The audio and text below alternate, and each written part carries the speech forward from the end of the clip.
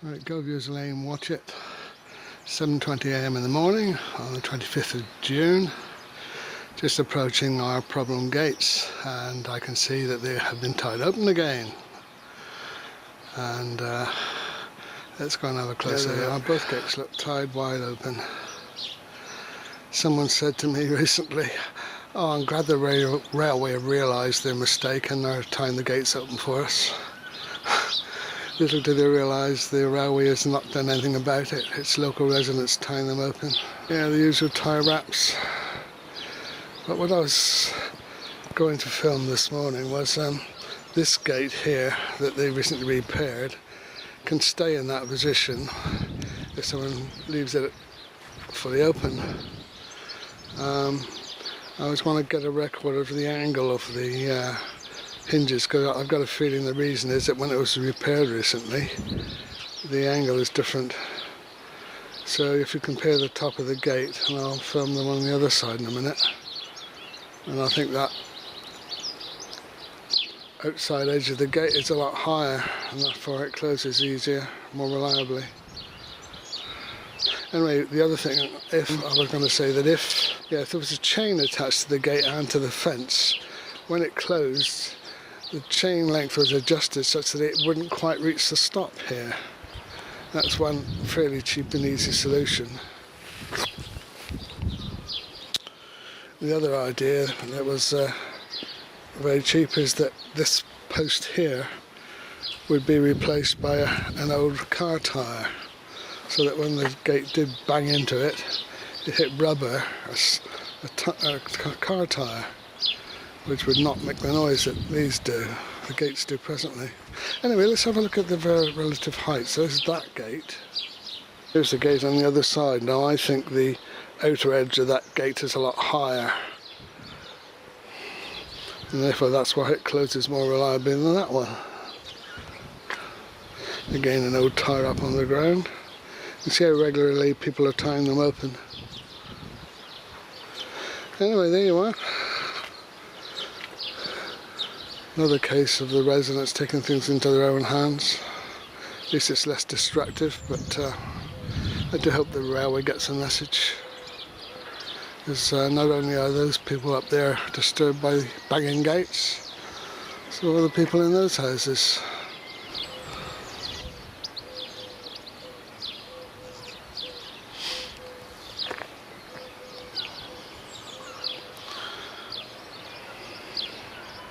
I had a sudden thought on my way down here that if the police are keeping a watch on these gates now because of the recent vandalism, they could come up to me and say, "What are you doing here?" And I could just see the headline now: "Local man arrested at Watchets troublesome gates."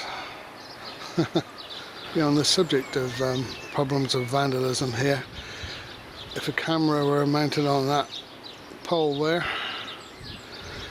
it could all be monitored, and if people are concerned about damage to the old indicator lamps, which were literally at this height just here, no wonder they were continually, repeatedly vandalised, because it's so easy to do. If they're mounted in these slats, it's very difficult for anyone to walk over these, and it would certainly deter them. Anyway, hopefully I'll have more interesting things to video later in the day.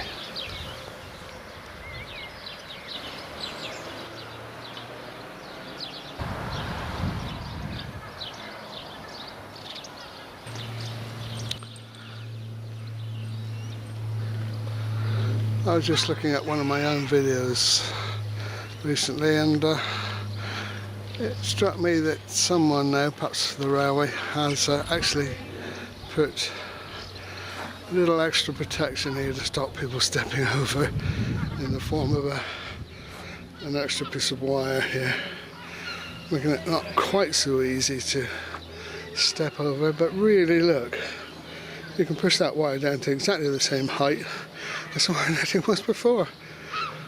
It's not going to stop anybody, is it? And here, more damage to this plant. In fact, you can see people are still crossing here, And look, they pushed this extra piece of wire down on top of there. It's an absolute waste of time and effort to do that. So easy, look, it's knee height. And get over here dead easy. And no attempts have been made to block up that tow hold. Goodness gracious. Do not get impressed by the efficiency of the West Somerset Railway in looking after the protection of people, even idiots who want to cross over here. But I mean, look, that is obviously an absolute waste of time and effort putting that extra bit of wire there. Dear me.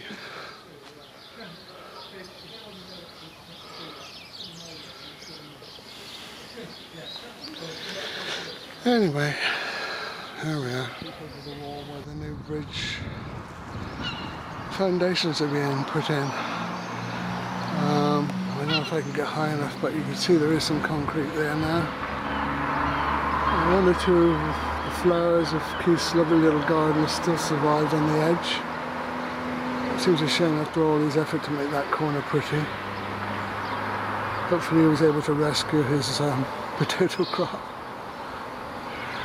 Yeah, no, although the building is still evidence of the builders having been here, the equipment is gone, so perhaps they finished their work. And I do notice the old bridge warning panel is on the ground there, and when someone is, well, I dare say that's part of the building work, but the notice about trespassing on railway property is now been pushed right to the ground. But I suspect that was when these fence panels were moved. That needs attention. The old bridge entrance point, the wooden panel has been put back with the plastic temporary fence as well. Can't see anyone getting over there at the moment, although it might be a nice tow hold for someone to get up over onto that wall. Just keeping an eye on things.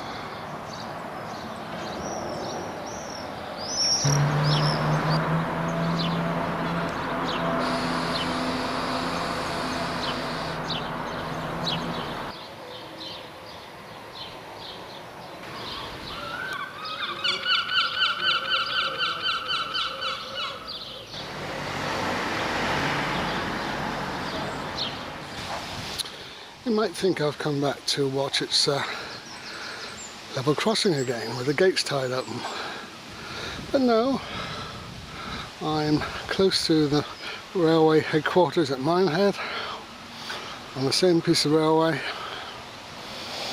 and here they have a level crossing with the same materials. No gates were considered necessary to be fitted here.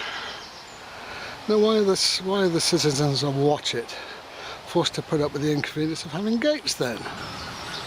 You get all this controversy about how unsafe it is to have a crossing without gates.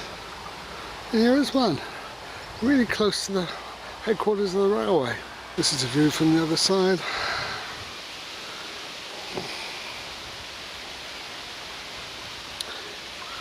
It's true, the number of people crossing here is much less than in Watchet. But should that be a factor?